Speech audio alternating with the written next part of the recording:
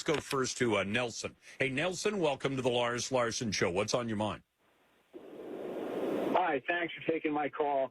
Yeah, I want to, like everyone, I've got concerns about election integrity. Do you remember the last presidential election, 3 nights before the election, Steve Bannon was speaking to a bunch of rich donors and got recorded saying, just wait, at around 8 or 9 at night, they're still going to be counting ballots, but Trump is just going to announce that he won and that everything should freeze. He won. He's the winner. Do you remember that? No, I don't. But even if he had said that, I mean, Steve Bannon can say whatever he wants to say. And frankly, there are candidates on election night, if they believe that they've received the greatest number of votes, I mean, they'll make announcements like, we've claimed victory, or somebody else will actually concede. That happened to Al Gore back in 2000. Al Gore announced that he had lost. He accepted that he conceded, and then he undid his concession and decided to contest the election, took it all the way to the Supreme Court, wanted it to be counted differently than Florida law provided. No matter what somebody says about what's going to happen on election night, if Trump could announce, I've won, but the actual win is when the vote is certified in that state and for all the other states, and then the Electoral College votes are determined. What's the significance you see in it? Well, do you think this time around he'll use the same lie, or do you think he'll use a different lie this time because maybe people are catching on to it? What lie?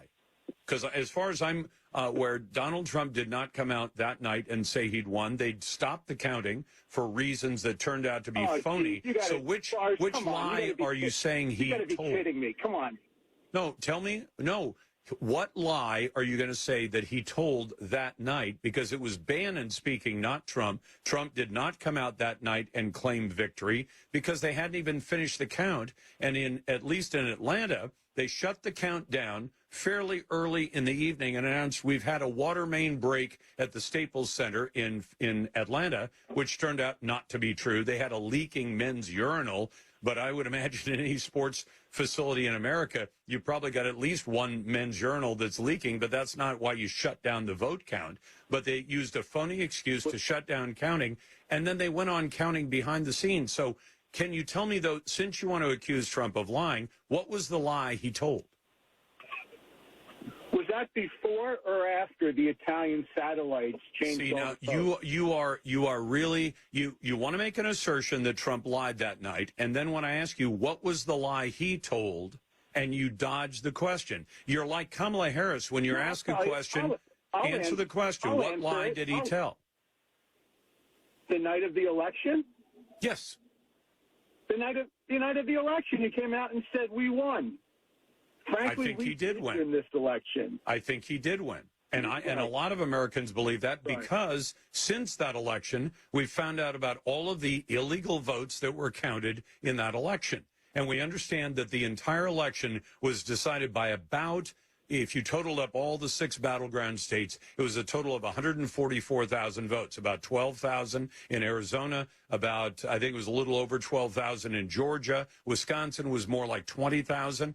And then we found out all the laws that had been broken in that election, where absentee ballots were sent to people who never requested them in states where you had to request an absentee ballot to get one. So, Nelson, I think you got to get some more complete talking points from the Democrat Party, because otherwise your arguments fall apart very quickly.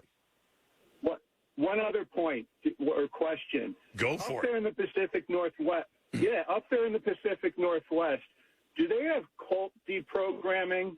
You might want to check it out. Hey, you know what we do have in the Northwest, Nelson?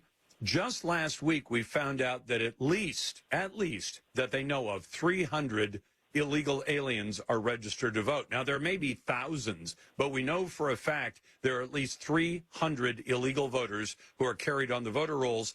And then we find out that Arizona is now investigating 100,000 illegal voters who are registered. And Pennsylvania, Pennsylvania, which only went to automatic voter registration a year ago in September, is now investigating and doing an audit to find out how many illegal voters they have on the rolls. So, Nelson, Once again, you have to go back to your Democrat Party handlers and get the right set of talking points, because if they're incomplete and they're based on things you thought you heard 4 years ago, you're not going to be able to hold up your end of the argument. You're going to sound a lot like cackling Kamala, who can be asked the simplest question in the world. What are you going to do about high prices? And all you do is start saying, I was born into a poor middle-class family where daddy and mom only made 4 times the median income at the time. Those kinds of lies, it's not going to do it, Nelson. It falls apart very quickly.